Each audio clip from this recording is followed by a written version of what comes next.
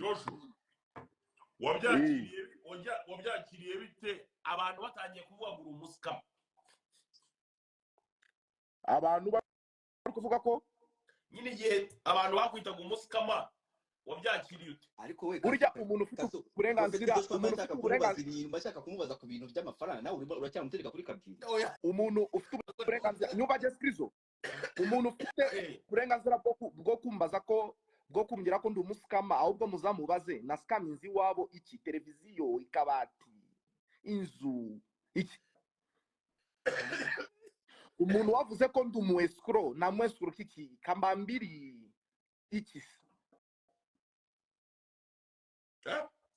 kuba ikomeye cyane wasubiza icyo kibazo je burya iyo